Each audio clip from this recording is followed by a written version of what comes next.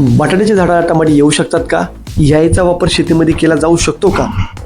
या सर्व प्रश्नांची उत्तरे माझ्या पुढच्या व्लॉगमध्ये आपणास मिळतील. आम्ही मित्र कंपनी निघालो बारामतीला कृषी प्रदर्शन पाहण्यासाठी.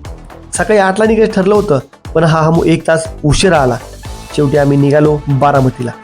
3 तासाच्या प्रवासानंतर पोहोचलो पवारांच्या बारामतीमध्ये. रस्ते एकदम स्वच्छ होते. रस्त्याच्या दुतर्फा झाडी होती. शहर नीटनेटकं होतं. खरंच बारामती शहर खूप स्वच्छ होतं. इथं ट्रॅफिक होतं हे पाहिल्यावर लक्षात आलं की इथं महाराष्ट्रभरातून लोक कृषी प्रदर्शन पाहण्यासाठी आलेले आहेत. गाडी पार्क करून आम्ही कृषी प्रदर्शन पाहण्यासाठी चालत निघालो. रस्त्यावर लोकांची भरपूर गर्दी होती. बारामती कृषी प्रदर्शन शेतीला नवीन दृष्टिकोन देणारे एक केंद्र आहे. इथे आलेला शेतकरी नवीन गोष्टी शिकून आत्मविश्वासाने परत जातो. ही या प्रदर्शनाची खरी ओळख आहे. आम्ही तिकिटे काढली. सर्वांनी आतमध्ये प्रवेश केला. सर्व शेतकरी उत्साहाने नवीन गोष्टी पाहत होते. लोकांची आपापसात चर्चा होत होती. यामुळे संपूर्ण वातावरण उत्साही बनलं होतं. आम्ही ड्रोनद्वारे फवारणी कशी केली जाते याची माहिती घेऊ लागलो.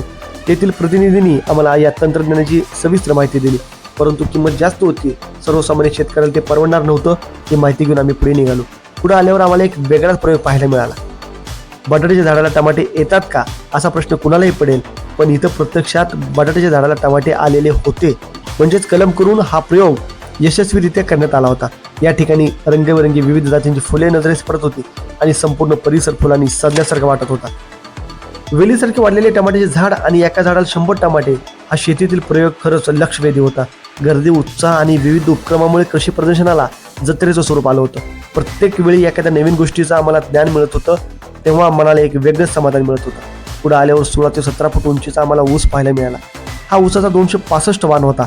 या वाणांची योग्य पद्धतीने जर लागवड केली तर एकरी 40 ते 50 टन उत्पादन येऊ शकतं, असं ते सर आम्हाला सांगत होते. विशेष म्हणजे या ऊसासाठी या तंत्रज्ञानाचा वापर केलेला होता.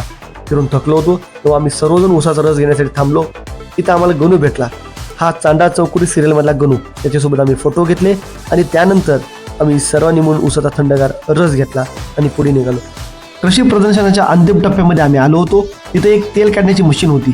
1 किलो शेंगदाण्यापासून 400 ग्राम ताजं शुद्ध शेंगदाण्याचं तेल या ठिकाणी तयार केलं जात होतं.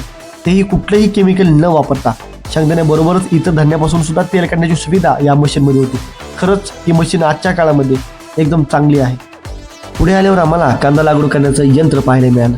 या यंत्राद्वारे या ठिकाणी कांदा लागवड केली जात होती. हे यंत्र 3,75,000 रुपयामध्ये होतं. त्याला 50% सबसिडी होती. व्यवसायाच्या दृष्टिकोनातून हे यंत्र अतिशय महत्त्वाचं आहे, कारण याला एकरी फक्त 4,000 रुपये इतका खर्च येतो. आम्ही कृषी प्रदर्शन पाहून निघालो घराकडे.